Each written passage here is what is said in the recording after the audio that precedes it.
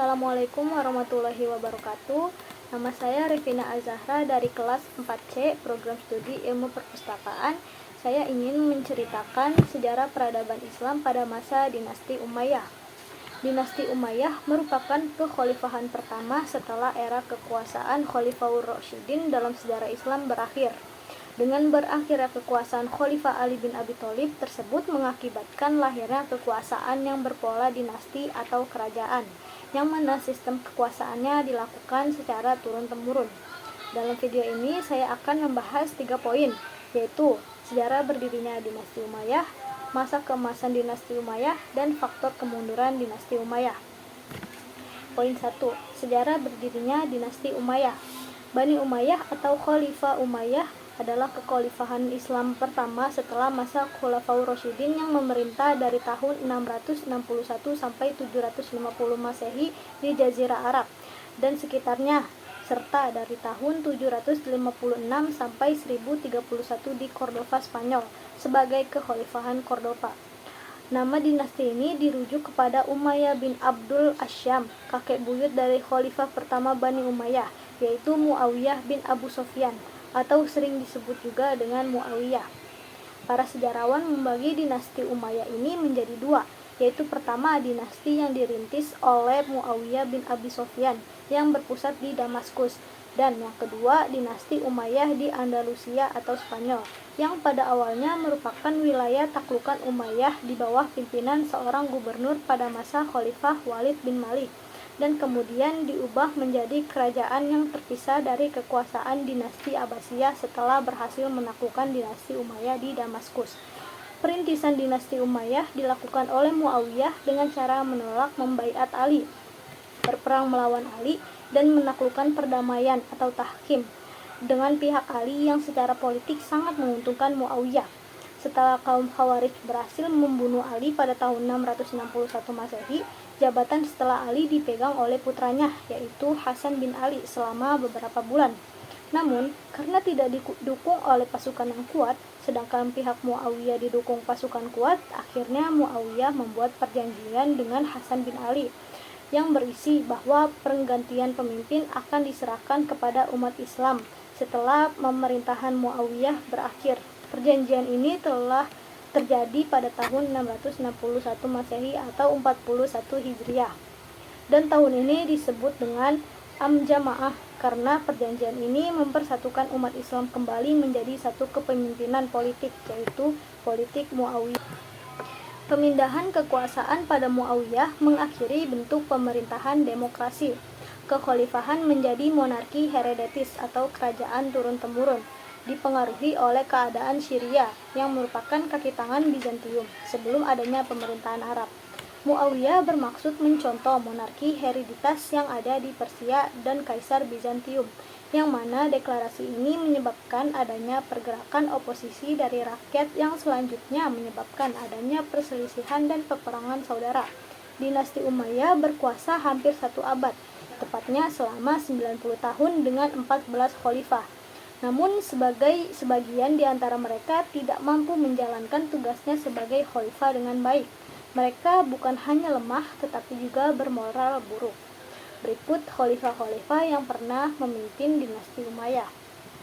Yang pertama, Muawiyah bin Abu Sufyan, memerintah dari tahun 661 Masehi sampai 680 Masehi. Yang kedua, Yazid bin Muawiyah, memerintah dari tahun 681 sampai 683 Masehi. Yang ketiga, Muawiyah bin Yazid yang memimpin dari tahun 683 sampai 684 Masehi. Yang keempat, Marwan bin Al-Hakam, memerintah dari tahun 684 sampai 685. Yang kelima, Abdul Malik bin Marwan, memerintah dari tahun 685 sampai 705. Yang keenam, Al-Walid bin Abdul Malik, memerintah dari tahun 705 sampai tahun 715. Yang ketujuh, Sulaiman bin Abdul Malik, memerintah dari tahun 715 sampai tahun 717. Yang kedelapan, Umar bin Abdul Aziz, memerintah dari tahun 717 sampai tahun 720. Yang kesembilan, Yazid bin Abdul Malik, memerintah dari tahun 720 sampai 724. Yang ke-10 Hisham bin Abdul Malik memerintah dari tahun 724 sampai 743. Yang ke-11 Walid bin Yazid memerintah dari tahun 743 sampai 744. Yang ke-12 Yazid bin Walid atau Yazid II memerintah pada tahun 744. Yang ke-13 Ibrahim bin Malik memerintah pada tahun 744 Masehi. Dan yang terakhir yaitu Marwan bin Muhammad memerintah pada tahun 745 sampai 750 Masehi. Poin kedua yaitu masa peradaban dinasti Umayyah dan keemasan dinasti. Masa pemerintahan Bani Umayyah terkenal sebagai era agresif, di mana perhatian tertumpu kepada usaha perluasan wilayah dan penaklukan yang terhenti sejak zaman Khulafaur Rasyidin terakhir. Hanya dalam jangka waktu 90 tahun, banyak bangsa di penjuru empat mata angin beramai-ramai masuk ke dalam kekuasaan Islam yang meliputi tanah Spanyol, seluruh wilayah Afrika Utara, Jazirah Arab, Suriah, Palestina, separuh daerah Anatolia, Irak, Persia, Afghanistan, India, dan negeri-negeri sekarang yang dinamakan Turkmenistan, Uzbekistan, Kirgistan yang dulunya termasuk Soviet Rusia. Memasuki kekuasaan masa Muawiyah yang menjadi awal kekuasaan Bani Umayyah, pemerintah yang bersifat demokratis merubah menjadi monarki heredatis atau kerajaan turun-temurun. Kekhalifahan Muawiyah diperoleh dengan kekerasan, diplomasi, dan tipu daya, tidak dengan pemilihan atau suara terbanyak. Sukses kepemimpinan secara turun-temurun dimulai ketika Muawiyah mewajibkan seluruh rakyatnya untuk menyatakan setia terhadap anaknya, Yazid. Muawiyah mencontoh monarki di Persia dan Bizantium. Dia memang menggunakan istilah khalifah, namun dia memberikan interpretasi baru dari kata-kata itu untuk mengagungkan jabatan tersebut. Dia menyebutnya Khalifah Allah dalam pengertian penguasa yang diangkat oleh Allah. Kekuasaan Bani Umayyah yang berumur kurang 90 tahun itu. Ibu kota negara dipindahkan oleh Muawiyah ke Madinah, dari Madinah ke Damaskus, tempat ia berkuasa menjadi gubernur sebelumnya. Ekspansi yang terhenti pada masa Utsman dan Ali dilanjutkan oleh dinasti ini. Di zaman Muawiyah, Tunisia dapat ditaklukkan.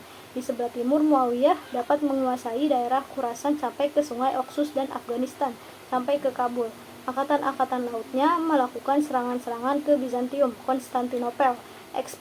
Ekspansi ke timur yang dilakukan Muawiyah kemudian dilakukan oleh Abdul al-Malik.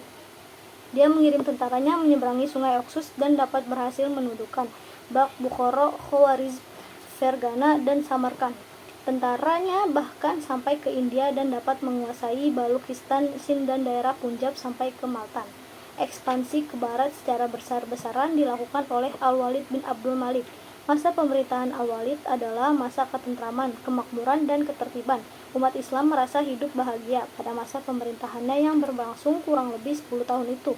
Tercatat suatu ekspedisi militer dari Afrika Utara menuju wilayah barat daya benua Eropa, yaitu pada tahun 711 Masehi.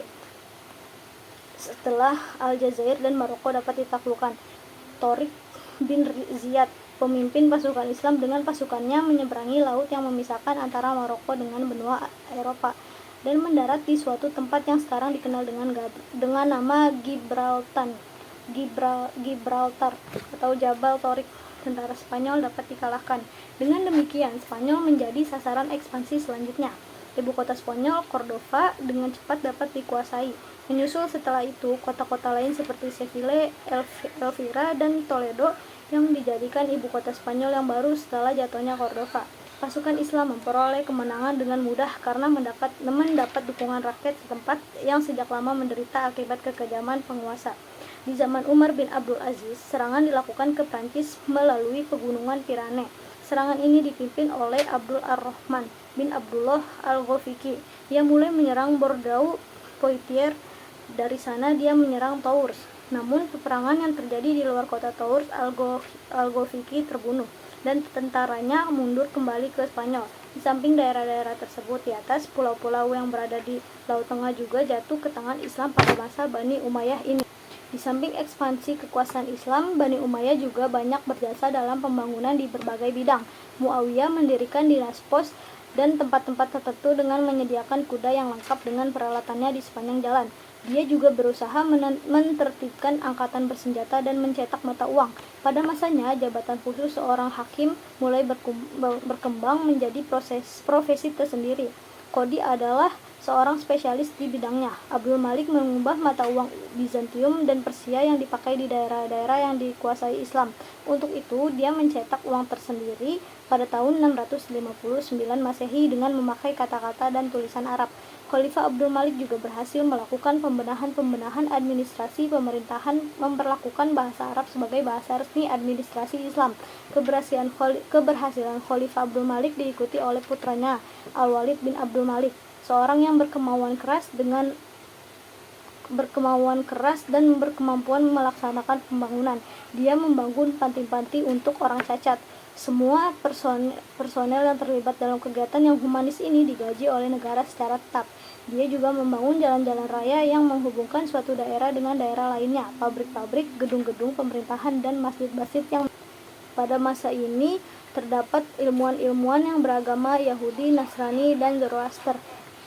Setelah masuk Islam, para ilmuwan itu tetap memelihara ilmu-ilmu peninggalan Yunani itu, bahkan dapat perlindungan. Di antara mereka ada yang mendapat jabatan tinggi di istana khalifah, ada yang menjadi dokter pribadi, bendaharawan, atau wazir, sehingga kehadiran mereka sedikit banyak mempengaruhi perkembangan ilmu pengetahuan. Kemajuan Islam pada masa dinasti Umayyah meliputi berbagai bidang, yaitu politik, ekonomi, sosial, ilmu pengetahuan, seni, dan budaya. Di antaranya yang paling spektakuler adalah bertambahnya pemeluk agama Islam secara cepat dan meluas. Semakin banyaknya jumlah kaum muslimin ini terkait erat dengan makin luasnya wilayah pemerintahan Islam pada waktu itu. Pemerintah memang tidak memaksakan penduduk setempat untuk masuk Islam, melainkan mereka sendiri yang dengan serela hati tertarik masuk Islam. Akibat dari makin banyaknya orang yang masuk Islam tersebut, maka pemerintah dengan gencar membuat program pembangunan masjid di berbagai tempat sebagai pusat kegiatan kaum muslimin. Perkembangan lain yang menggembirakan adalah makin meluasnya pendidikan agama Islam. Sebagai ajaran baru, Islam sungguh menarik minat penduduk untuk mempelajarinya. Masjid dan tempat tinggal ulama merupakan tempat yang utama untuk belajar agama. Bagi orang dewasa, biasanya mereka belajar tafsir Al-Quran, hadis, dan sejarah Nabi Muhammad. Selain itu, filsafat juga memiliki penggemar tidak sedikit. Adapun untuk anak-anak diajarkan baca tulis Arab dan hafalan Al-Quran dan hadis. Pada masa itu, masyarakat sangat antusias dalam usahanya untuk memahami Islam secara sempurna. Namun pada masa itu, ilmu-ilmu lain seperti ilmu alam, matematika, dan ilmu sosial belum berkembang. Bidang seni dan budaya pada masa itu juga mengalami perkembangan yang maju. Karena ajaran Islam lahir untuk menghapuskan perbuatan syirik yang menyembah berhala, maka seni patung dan seni lukis binatang ataupun lukis manusia tidak berkembang. Akan tetapi seni kaligrafi, seni sastra, seni suara, seni bangunan, dan seni lukir berkembang cukup baik. Di masa ini sudah banyak bangunan bergaya kombinasi seperti kombinasi Romawi Arab maupun Persia Arab. Contoh dari perkembangan seni bangunan ini antara lain adalah berdirinya Masjid Damaskus yang dindingnya penuh dengan ukiran halus dan dihiasi dengan aneka warna-warni batu-batuan yang sangat indah. Perlu diketahui bahwa untuk membangun masjid ini, Khalifah Walid mendatangkan 12.000 orang ahli bangunan dari Romawi. Tetapi di antara kemajuan-kemajuan yang terjadi pada masa Bani Umayyah tersebut, prestasi yang paling penting dan berpengaruh hingga zaman sekarang adalah luasnya wilayah Islam. Dengan wilayah yang sedemikian luas itu, ajaran Islam menjadi cepat dikenal oleh bangsa-bangsa lainnya, tidak saja bangsa Arab. Poin ketiga yaitu kemunduran dinasti Umayyah. Setelah sekian lama mengalami masa-masa kemunduran, akhirnya dinasti Bani Umayyah benar-benar mengalami kehancuran atau keruntuhan. Keruntuhan ini terjadi pada masa pemerintahan Marwan bin Muhammad setelah memerintah kurang lebih 6 tahun. Dinasti Umayyah mengalami kemunduran, ditandai dengan melemahnya sistem politik dan kekuasaan yang banyak persoalan yang dihadapi para pengusaha dinasti ini. Di antaranya adalah masalah politik, ekonomi, dan sebagainya. Adapun sebab-sebab kemunduran dinasti Umayyah adalah sebagai berikut. Yang pertama, khalifah memiliki kekuasaan yang absolut. Khalifah tidak mengenal kompromi, menentang khalifah berarti mati. Yang kedua adalah gaya hidup mewah para khalifah. Kebiasaan pesta dan berfoya-foya di kalangan istana menjadi faktor penyebab rendahnya moralitas mereka di samping mengganggu keuangan negara. Yang ketiga, tidak adanya ketentuan yang tegas mengenai sistem pengangkatan khalifah. Hal ini berujung pada perebutan kekuasaan di antara para calon khalifah. Yang keempat, banyaknya gerakan pemberontakan selama masa-masa pertengahan hingga akhir pemerintahan Bani Umayyah. Usaha penumpasan para pemberontak menghabiskan daya dan dana yang tidak sedikit, sehingga kekuatan Bani Umayyah mengendur.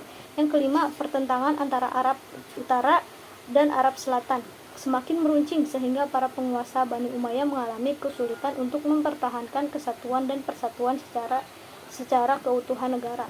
Yang keenam, banyak tokoh agama yang kecewa dengan kebijaksanaan para penguasa Bani Umayyah karena tidak didasari dengan syariat Islam. Akhirnya pada tahun 750 Masehi, Daulat Umayyah digulungkan Bani Abbasiyah yang bersekutu dengan Abu Muslim Al-Khurasani. Marwan bin Muhammad, khalifah terakhir Bani Umayyah, melarikan diri ke Mesir, ditangkap dan dibunuh di sana. Pada akhirnya, Daulat Bani Umayyah runtuh dan keruntuhannya menjadi pelajaran bagi kaum muslimin. Namun penyebab utama terpenting ialah dampak pembunuhan yang dilakukan oleh Yazid bin Muawiyah terhadap Al-Husain, cucu Rasulullah. Sekian dari saya, kurang lebihnya mohon maaf. Wabillahi taufiq wal hidayah. Wassalamualaikum warahmatullahi wabarakatuh.